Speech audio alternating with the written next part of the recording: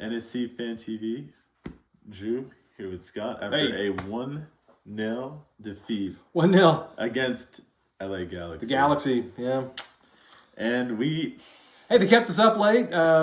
We successfully stayed up to watch a soccer game at like midnight. It's like, hey, it's tomorrow now. It's almost tomorrow. It's how we almost lost yesterday. Yeah. We'll have a day behind us pretty soon. That's right. Yeah, no, it'll be over soon. Okay. So in any case, it was a late winner for them. Yeah. And it was by the sub. And it wasn't Chicharito who scored on us. By the way, that guy. Which I was going to say, at least I might not have much to say in terms of victory here, but it felt good that he didn't do it. He didn't score. Yeah. Good. Yeah. So, so the on the one hand, as we were entering about the 85th minute, I was thinking to myself, this low block plan looks like it might work. Mm-hmm. I gave in to the temptation of thinking, you know what, we're going to play effectively 10 between the ball and the goal, and then maybe one other even with the ball or on the other side of the ball, and that's what Gary had decided we were going to do. And I said the low block is going to work. I said that to myself. I whispered it to myself in my my secret inside voice, inside my head voice, and then the block crumbled. It crumbled. And I mean, the thing is, you give a team like that enough chances. I mean, they've got, I've got to say, they're playing a 4-4-2. Yeah. Mathematically proven to be the best formation, as we all know, in soccer. But I mean, they were using the wings. That's the thing. Things came from outside. Things came from outside, and it was. And you know, the second problem with this is that, look, if you give a team that has someone like Chicharito who is a poacher, who is just the sort of the perfect poacher goal scorer, and then a lot of these other really talented players around them, the possession that much with that many looks, and even if they're going to be imperfect looks, and even if they're going to be awkward or they're going to be harried, you give them that many looks, something's going to go in. You give them that many looks with we had 3 in the back. We did not play a 4-4-2. They did. Yeah. And with Zimmerman going forward on a counterattack, I mean, the defense is stretched too wide, and you know. So we'll talk about like what happened in the last like 3 or 4 minutes. It's like, look, so let's hold off on that. Let's hold off on that because one of the things I wanted to talk about was. It did show that we were having cracks in the low block earlier than in the late 80s, right? I think that's right. We had lots of chances that came from fouls and sort of chippy play. It looked like a lot of stuff was getting called for them that wasn't getting called for us. But the other thing is that they had a shot come off the post. They had chances. They had that whiff. They had that whiff from what's Cabral. Cabral completely whiffed that cross. Superb ball from Chicharito. I know, and he got back right where he needed to be too. That was a great ball.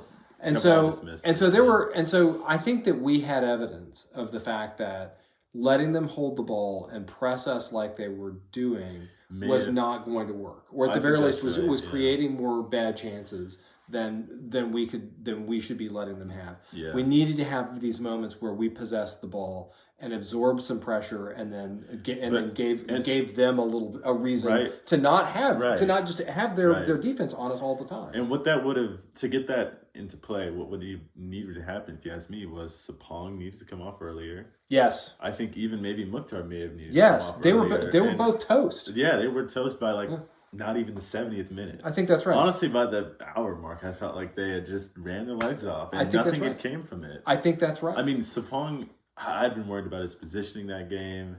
Yeah. I think the link-up play with MLS forwards it wasn't the same as it usually was, you know? But for us to keep possession would have involved, making some subs there earlier. Yeah, and keeping their defense honest. Did you see how high they were playing us? Yeah. I mean, they kept their center backs were effectively midfielders half the game. I mean, and the reason why was, one, I think that Mukhtar didn't have a great game. No. So a lot of giveaways, a couple sloppy plays. It looked like he was trying to make some dishes that didn't go the way that it needed to go. And in some ways, if he's not having a great game, we need to have a lot of other folks kind of step up. Mm-hmm. Sapong looked like he ran a lot, But that it looked like he kind of got tangled up with other folks. His positioning wasn't great. That's what I had thought about it. The whole time I was watching, like, him being marked, where he was going in relation to where, like, Mukhtar was. And I'm just like, he just wasn't in the right place at the right time. I mean... But I did think that Randall Leal had a good game. I think that, out of all of... If I had to say my man of the match, it's hands down Randall Leal. Yeah, I agree. Yeah. I agree. The positive play... honestly, mostly came from him. Him and Davis. I think that's right. I think had really good games. Davis also had a good game. I agree completely. But the part of Leal's game, and we had mentioned it in a little while ago, but tonight was really remarkable how much of a more sure tackler he's become. Defensively, it's almost like the guy went into like a little chrysalis and came, and he was a I'm going to run forward and I can hold the ball and I can strike it well, I can find, but I'm just a forward guy. And his game has progressed so profoundly in terms of the way that he contributes on defense, coming back and poaching, coming back and standing up in front of folks. He is turning into a complete player. I think that's right. I was thinking becoming more complete. Like honestly, and being where he needs to be. I think. I mean, I think he also just has a good sense of danger. And for somebody who's in a position like that and you won't making defensive plays, it's perfect. Yeah. I mean, I thought he had a great game. Yeah.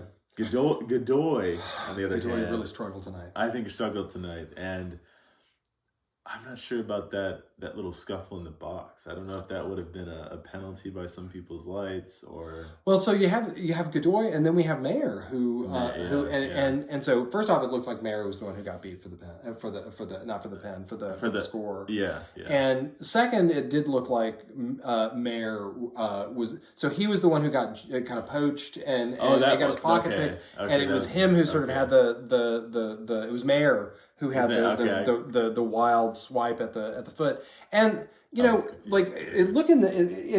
retrospect, we were watching it and we watched it on the replay a couple times, and on the one hand, if they had called a pen, it would have been a pen. But so that's, right, and there wasn't enough to be like, he definitely made contact with him. But on the other hand, he got jumped and had his pocket picked, holding the ball in the box. Yay! Which is scary. I mean, that's not the way that you play out of the back. Yeah. Right? But I thought that they had some players. So we were talking also about some really fantastic players that we saw from LA. Yeah, I think for me at least, on their left wing, Edwards, number 44, I think was consistently down the wing and putting pressure. I think defensively he wasn't the greatest, but I think, as I mentioned at the start, their 4-4-2 made excellent use of the fullbacks. And we ended up playing really narrow in the end. That's right. And that made it so that their wings or their sort of their outside backs were able to exploit a lot of space against us. That's right. And I think, just to mention it again, I feel like we're still missing Johnston. I mean, I don't think Moore was bad on that right wing, but consistently I saw him calling out for the ball and not getting it. So I think that Moyle is a better runner than Johnston was. That's true. I think he's got a bigger motor. I think that he might be as fast as Johnston. It's just the fact that Johnston was such a great controller of the ball for us. Moyle is somebody who's like, you will watch him hustle and and hassle and harass, but you will not see a lot of really perfectly handled balls. You won't see those beautiful crosses in from the right wing. Yeah. So so that's part of. I think that he's got more. I think that Moyle's got more positives than negatives, for sure. Yeah. And I think that that's the right place for him to play, and he makes a great difference. But I agree with you. There are moments where you just look at it and you say, we're missing Alistair Johnston. We're missing. We need to stop saying this. Right.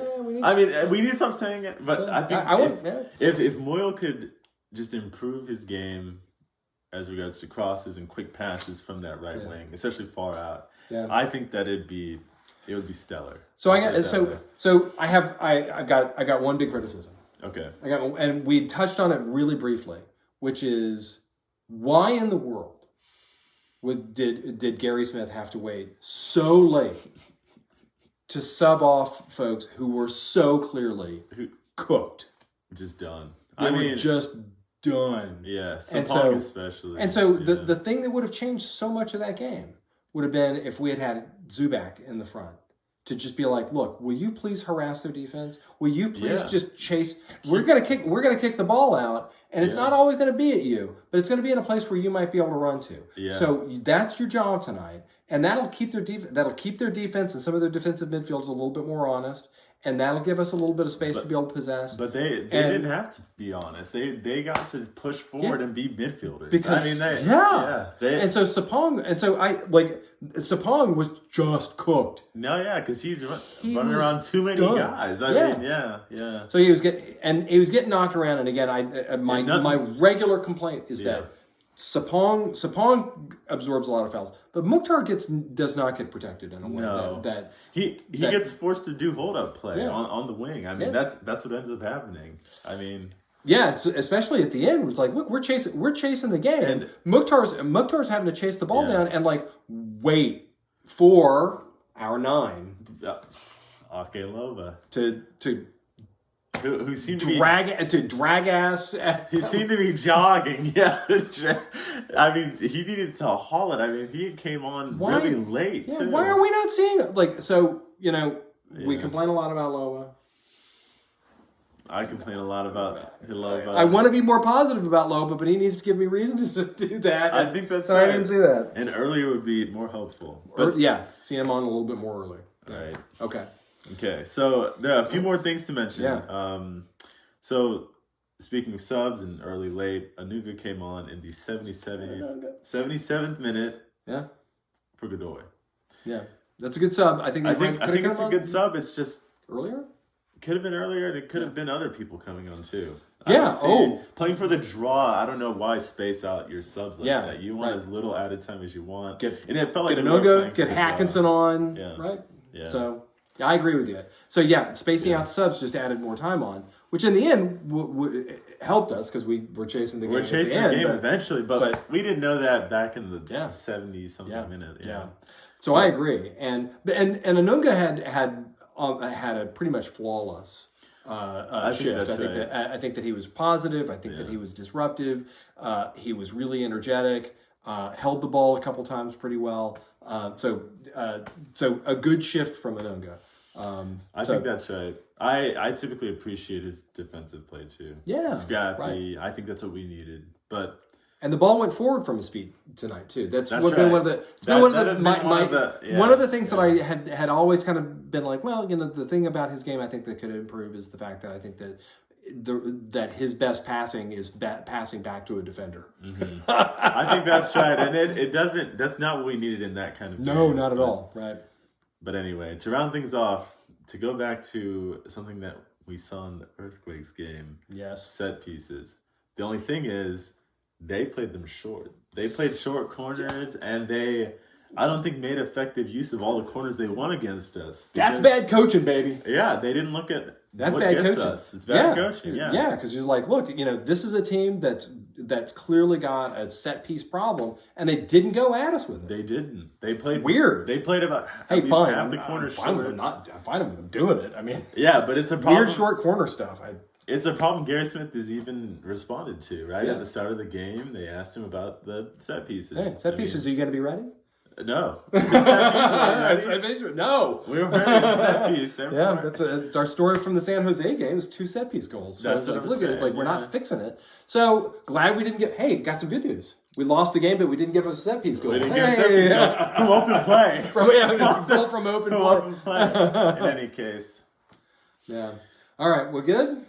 Unfortunately, I'm bad. I'm bad, but I'm done, I guess. I'm bad, but I'm done. But to be fair, I'll say this in terms of positive endings. Yeah. It was a long road run. Yeah. And we got a good amount of points. Yeah. And we were up against a great team. Yeah. So the good news is that we held a really good team at the end of a long road run for 85 plus 87 minutes. And so that was good. And in some ways, watching the block work, there were moments where I was like, this is working. we've seen it happen. We saw it against Columbus. Yeah. We saw it a number of times last year. We saw it whenever we went to Atlanta. Yep. We just sort of we got ahead and we just absorbed the pressure. This time we were playing for a point. And so we've seen the block work. We've seen us be able to do it. And so there's some good news in there, which that it does look like the block is working. But the problem is that we need to include with one other part to the block, which is outlet. Outlet, yep. And if you devote everyone back, we've talked about this last season a lot with the 4-4-2, where it really was 4-4-2. Yeah. That you end up in situations where you got a chance for a counter and nobody's home. Yeah. No one's home. Mukhtar has to do hold up play. Yeah.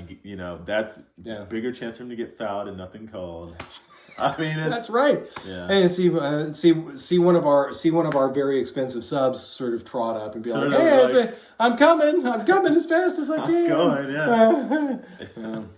yeah. Okay, so I agree. There were some positives. There were some positives overall from the road trip, and there were some positives in some way from seeing the defense play under high pressure circumstances and seeing a defender become an attacker. Yeah, an interesting thing. So it would be worth in some ways if we had a rotation where we just said, you know what, we're going to play a back three, but Walker Zimmerman. But it might not be. It might be Ake Loba. Yeah. Maybe that's where his talents are. We just haven't seen him yet. Yeah. In any case. Yeah. Okay. NSC Fan TV. Thanks, everybody.